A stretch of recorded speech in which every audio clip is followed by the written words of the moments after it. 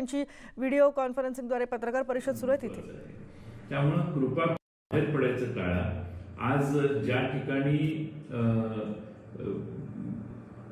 कोविड-19चे इस्लामपुरात केस आढळली त्याच्या आसपासचा परिसर कॉर्डन ऑफ केलेला आहे.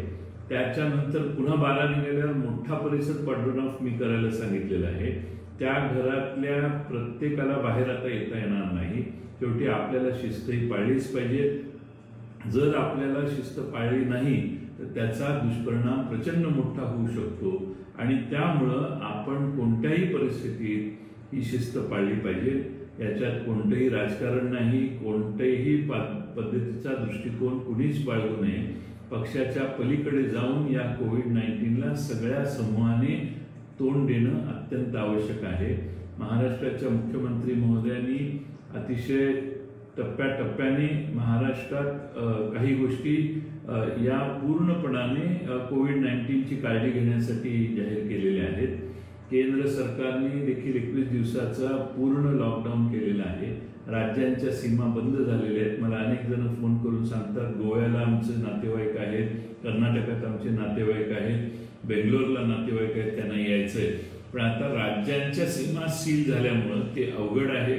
काही अत्यंत गरजू 2-3 केसेस अत्यंत म्हणजे आरोग्याच्या दृष्टीने गरज होती म्हणून त्यातल्या काही लोकांना एका ठिकाणाहून दुसऱ्या ठिकाणी पोहोचायचं काम आपण केलेलं आहे. आपल्याला सगळ्यांना माझी विनंती आहे की पूर्ण काळजी घ्या, घराच्या बाहेर पडायचं टाळा. या बाबतीत बरेच जण पुढारपण करत असतील तर कृपा करून घरात बसणं हेच खरं आज पुढारपण आहे. आपण ज्यावेळी बाहेर पडतो, तिथला स्थानिक नेता बाहेर पडतो, त्यावेळी प्रचंड मोठ्या संख्येनं त्याच्या भोवती 10-15 जण फिरत असतात आणि 10-15 जणांतला कुणी पॉझिटिव्ह नाही याची खात्री आज कुणीही देऊ शकत नाही. त्यामुळं आपण या सर्व कोविड-19साठी सरकारने दिलेल्या सूचनांचं पालन करा. राज्यात आम्ही मुंबईमध्ये या ठिकाणी सर्वजण बसून राज्याचे मुख्यमंत्री, उपमुख्यमंत्री, मुख्य सचिव, मंत्रिमंडळातले काही सिनियर सहकारी बसून या बाबतीत वेळोवेळी काही सुधारणा करण्याचा प्रयत्न करतोय.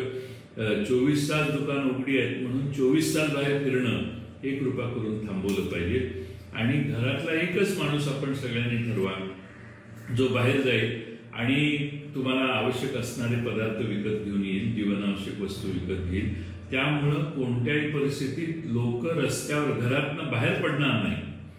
अगदी प्रधानमंत्र्यांनी आणि मुख्यमंत्र्यांनी आणि देशातल्या सगळ्यांनी, जगात सगळ्यांनी आता सांगितले की घराच्या बाहेर कोणी नाही.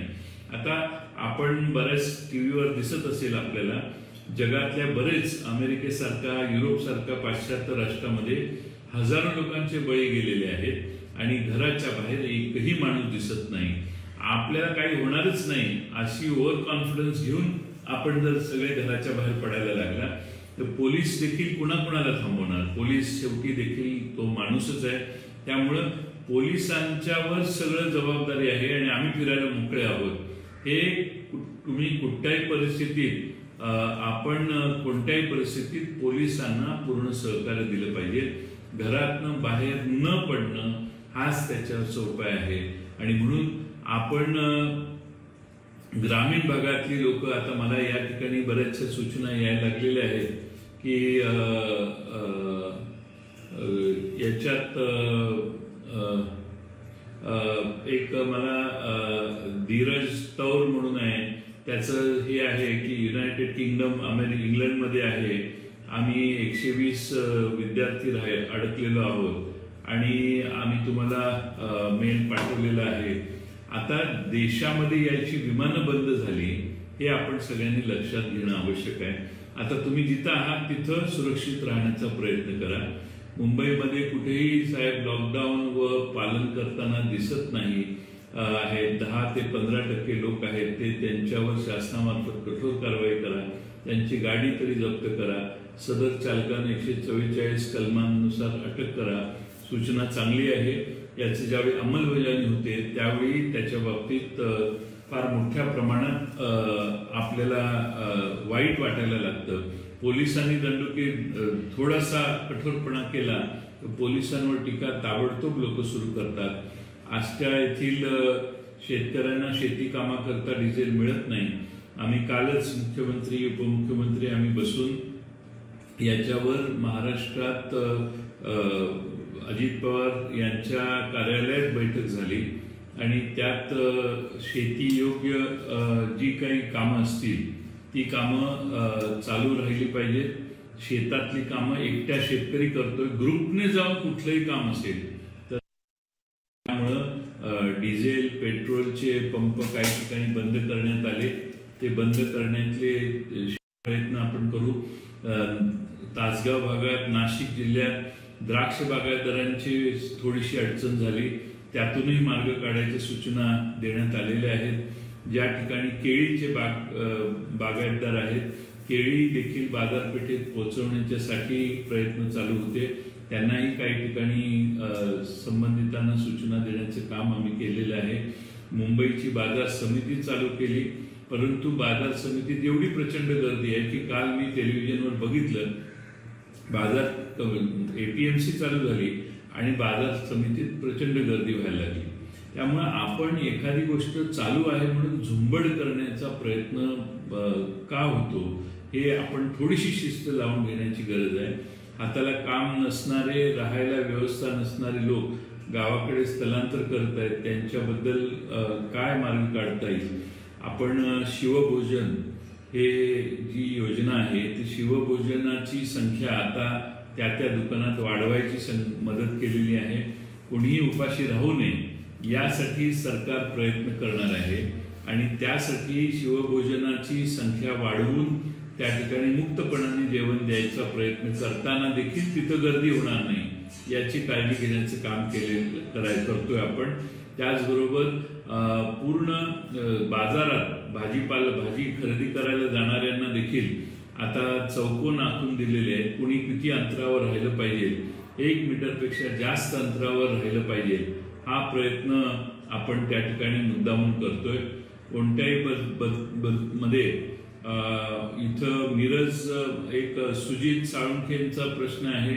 मिरजमध्ये कोरोनाची टेस्ट करण्यासाठी लॅबला परवानगी देणे आवश्यक आहे. सांगलीमध्ये 24 पॉझिटिव्ह आहेत. तुम्ही राज्य सरकारला सूचना करावी. लॅबला परवानगी देण्याचा अधिकार केंद्र सरकारचा आहे. आम्ही सुरुवातीपासून केंद्र सरकारच्याकडे पाठपुरावा केलेला आहे. आत्ता त्यांनी मुंबईमध्ये 4 खाजगी लॅबोरेटरीजना तपासणी करण्यासाठी परवानगी दिलेली आहे. त्यांचं त्यात म्हणणं आहे की सर्व ठिकाणी अशा टेस्ट करायला लागलो तर त्याने देखील फैलाव होण्याची शक्यता आहे.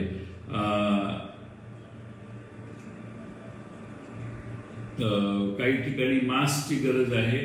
N95चा मास्क नाही आहे. आकाश राजकुमार घाडगे यांचं म्हणणं आहे की त्यांच्या पत्नी रेसिडेंट डॉक्टर आहेत मिरज GMC मध्ये आणि त्या ठिकाणी N95चा मास्क नाही आहे. N95चे मास्क तयार होण्याची संख्या भारतात कमी आहे. त्यामुळं आरोग्यमंत्री राजेश टोपे यांनी ते प्रोक्युअर करण्यासाठी प्रयत्न वॉर फुटिंगवर चालू केलेले आहेत. जसे उपलब्ध होतील तसे त्या ठिकाणी पाठवता येईल. परंतु महाराष्ट्राच्या दृष्टीनं सांगली हे फार महत्त्वाचं लोकेशन आज झालेलं आहे कोविड-19 साठी. त्यामुळे सर्व ती मदत सांगलीच्या सिव्हिल हॉस्पिटलमध्ये करण्याचा प्रयत्न मिरजेच्या सिव्हिल हॉस्पिटलमध्ये आपण करतोय. त्याचबरोबर या ठिकाणी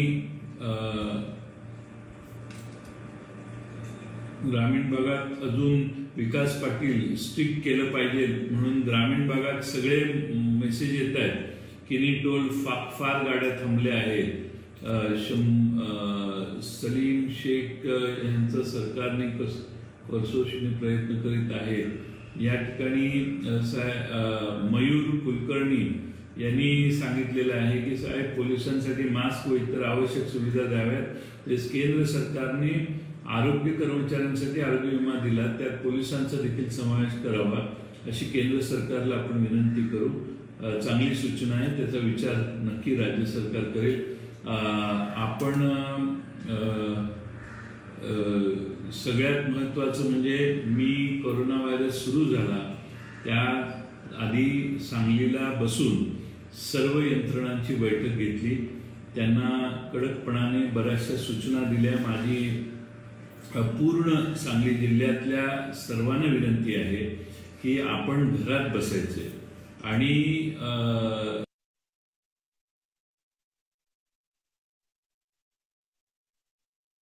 मंत्री जयंत पाटील आता व्हिडिओद्वारे संवाद साधतायत सोशल मीडियावरून। भाजीपाला खरेदीसाठी गर्दी करू नका असं आवाहन त्यांनी देखील केलेलं आहे। 24 तास दुकानं उघडी आहेत म्हणून 24 तास आपण बाहेर जायलाच पाहिजे असं नाही असंही त्यांनी म्हटलेलं आहे। विनाकारण बाहेर जाऊ नका, पोलीस आणि इतर व्यवस्थेवरचा ताण वाढवू नका असं आवाहन सुद्धा त्यांनी केलेलं आहे। अनेक लोक त्यांना प्रश्न विचारत होते त्यामुळे त्याची उत्तरही ते देत आहेत। अनेक ठिकाणी विनाकारण गाड्या घेऊन बाहेर जाणारे लोक आहेत। आपल्याला माहिती आहे सांगलीमध्ये संख्या जास्त आहे रुग्णांची। प्रसार होणार नाही याची काळजी घेण्याचं काम करूया आणि जे आज क्वारंटाईन झालेले आहेत त्यांनी फारशी तक्रार करू नये। ज्यांना घरात बसण्याचे आदेश शिक्के हा स्टॅम्पवर मारून देण्यात आलेले आहेत तो निर्णय असा घरात शिक्का हातावर आहे आणि तो माणूस बाहेर फिरतोय ताबडतोब पोलिसांना कळवा। जो शिक्क्यात आहे, शिक्क्या मारलेला आहे आणि ज्याला क्वारंटाईन होण्याचा आदेश दिलेला आहे तो घराच्या बाहेर जर फिरत असेल तर ताबडतोब स्थानिक व्यवस्थेला सांगा, त्याला अरेस्ट करून त्याच्यावर योग्य ती कारवाई करण्याची व्यवस्था होणार आहे। त्यामुळं गावात देखील लोक एकत्रित जमा होणं किंवा शहरात देखील लोक एकत्रित येणं हे काही बरोबर आहे असं मला वाटत नाही।